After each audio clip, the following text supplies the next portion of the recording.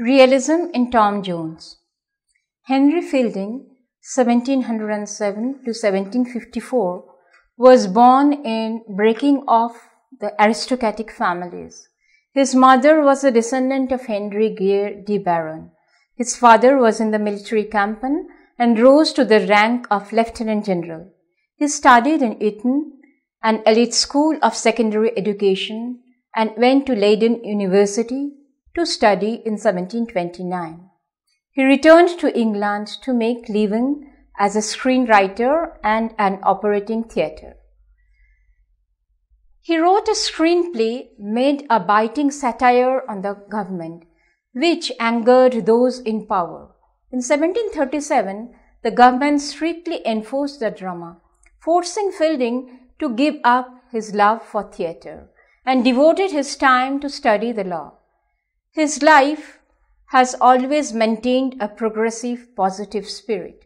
Female writer Mary Lee, close to Fielding, once said, quote, "I did not like him from the get to a happy life, but also did not like him as the lack of a happy reason," unquote. Years of work damaged his health, and in 1754, Fielding died in Lisbon. Fielding began writing Tom Jones in 1746. It was a wildly ambitious book, which, in attempting to portray the nuances of real life, angered many, but ultimately delighted generations of readers through both its influence and sprawling narrative. Tom Jones, like its eponymous hero, was heavily condemned upon its debut. Fielding's exploration of a new form of writing and entertainment was labeled as corrupt and vicious, even though his purpose was clearly to present human nature for exploration and comment by the reader, rather than to protest against its various weaknesses. Thomas Sherlock, the Bishop of London, protested that the earthquakes which rocked London in February and March of 1750 were divine punishment for the publication of this and other immoral texts. References to the episodes of casual sex were frequently cited as inappropriate, despite Fielding's intent, as stated in the preface, to recommend goodness and innocence, a theory or practice, as in painting, of using appropriate representation and symbol to express a social or political attitude. The 18th century British literary history reflects a literary phenomenon, that is, the concern for the prevalence of neoclassical. Another is a novel as a literary form was officially formed, both of which are beneficial to the development of realism. During this period, many writers focus on literary creation which reflects the daily life of the social reality of human beings. Focus is on describing the heroism and noble feelings of the ordinary people, so as to carry forward and develop a spirit of realism. Fielding, Richardson, Sterne are all masters of this genre. This is how realistic novels emerged. Henry Fielding is 18th century's most outstanding novelist. Scott called him, quote, "the father of the English novel," unquote. His masterpiece, The History of Foundling Tom Jones, hereafter referred to as Tom Jones, is known as the originator of the realistic English novels. Here, we will discuss the characteristics of Tom Jones's realism, excavated from the social environment, the story, people, and object shaped like typical character of shaping the novel's realism factor. Henry Fielding, the author of Tom Jones, to be one amongst those great writers who did not draw their stories from classical and Christian mythology, epics, history, Bible, etc. They took stories from the incidents which were quite commonly occurring in that age. This is indeed the first criteria for a writer to be realistic with a society in order to present in his writings what he has witnessed. The best example of such type of writing is Tom Jones. The realism of this novel does not reflect life and manners of aristocracy, but its prime focus is upon middle-class society.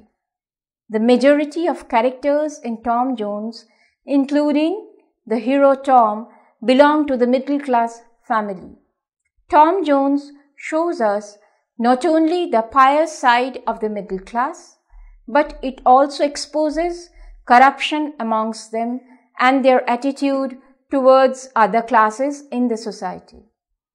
On the one hand, Tom Jones bestows on them with virtues like courage, generosity, and benevolence, while on the other hand, it points out vices in form of maligning, hypocrisy, and injustice. No doubt, all these traits existed in the English society at the time when this novel was written, but hardly anyone before Fielding dared to present them as vividly as he did. It is a balanced experience, one that gives us insight into the human nature, tolerance of its weakness, and large platitude of its strength, wrote William Hazlitt. Tom Jones presents society as it was. He does not exaggerate in any angle of literary possibility of exaggeration. If a character has more virtuous form of elderly gentleman, square, allworthy, if a character in society is more vicious, Tom Jones presents him in the shape of Blifil. If a reckless and selfless youngster roams in the society doing favors to people, Tom Jones makes him its protagonist. The lovely Lady Sophia cannot be an exception from realistic characters in any way. Morally weak persons of the society are presented in the form of Master Blifil, who is greedy of wealth, and Bridget Weston, who gets seduced but tries to bury her blunders. Perhaps the most realistic character of the age, Molly, morally weakest of all, belongs to poor family and entices youngsters for going into bed with her for few pennies, entraps the hero of the novel. Tom Jones. Exploitation of social norms, one's own integrity, established institutions of the society, and class complexities were all common features of the age which have been quite magnificently reflected into this novel.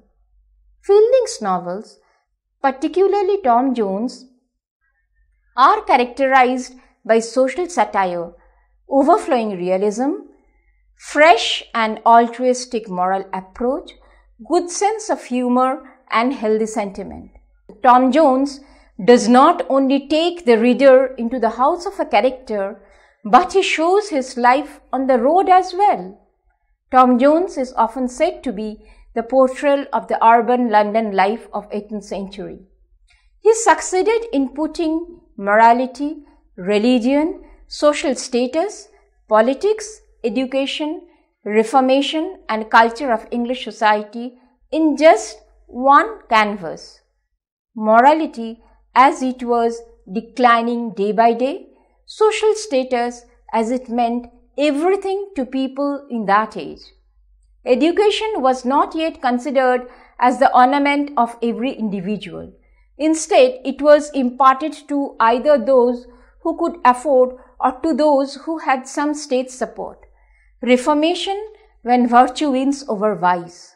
Culture, when every individual and collective trait and behavior of society is bound together with one force. All these features have been marvelously depicted in Tom Jones as the present, if not exactly real, then quite close to the real picture of the society. Tom Jones, as it seems, to have escaped no aspect of its age. Two most prominent features which are to be kept in consideration while analyzing Tom Jones as mirror of its age are time and place.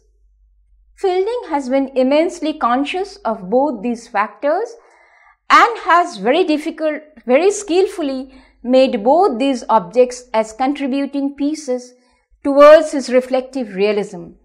The broader view of this novel would take us to a belief that it does not merely reflect the contemporary society or age, but it tends to reflect the very nature of human beings. From this perspective, it would be quite obvious to say that Tom Jones is in fact the best realistic novel. It discloses good and bad nature of a human being. It discusses a subject and a theme which have been prevailing in the age before him, but scarcely chosen by anyone for moral restrictions or any other reason. However, the writer of Tom Jones dared to expose negative qualities in a human being, regardless of how poor or how rich one may be. In addition, to achieve the purpose of moral teaching and to make the story natural, colorful, and dramatic, he employs such skills as authorial intrusion, mock heroic style, and irony. With authorial intrusion, Fielding engages his readers in the evaluations of moral judgments. With irony and mock heroic style, Fielding not only offers himself chances to play with his lively humor, but he also creates chances for his readers to assess the characters. Thus, it is fair to say that the core of Tom Jones is a parade of human nature, which is brilliantly significant in this novel. Tom Jones can also be regarded as reflection of inner vices and virtues of every human being. Fielding preaches through the character of Tom Jones that nobility of heart matters more than nobility of birth. To this point, Tom Jones offers an ostensible example. Before his true birth is revealed, he is a foundling, a bastard, a status of the most ignoble birth. Nonetheless, it is an irrefutable truth that nobility of birth cannot guarantee nobility of heart. In this novel, there are many characters of noble birth who prove dishonest, selfish, evil, and even hideous, such as Lord Fellamar. He attempts to rape Sophie. Lady Bellaston, who tries to do Tom a great deal of evil after she loses her fancy to him. Master Blifil, the most odious character, who plays false witness against Tom many a times. Bridget Blifil, who bears Tom and conceals the fact until her death. On the other hand, there are admirable, kind-hearted people who are not high-born, such as Mrs. Nightingale and Mrs. Patridge. Obviously, nobility of heart is not associated with class. Fielding basically believes that he who has nobility of heart has moral superiority. This was a common precept of the aristocrats of that age who considered bad of the low characters. Fielding had disillusioned them intelligently and presented the gist of his age in bold words. Tom Jones served as a guiding light towards understanding human nature, particularly in 18th century England. It's a portrait of its age, people in that age and their attitude towards individual and the society. A keen observation of Lloyd Jones of this novel would reveal to us that Tom Jones mirrors its age and remains as a true example of a novel whose predominant theme is social realism.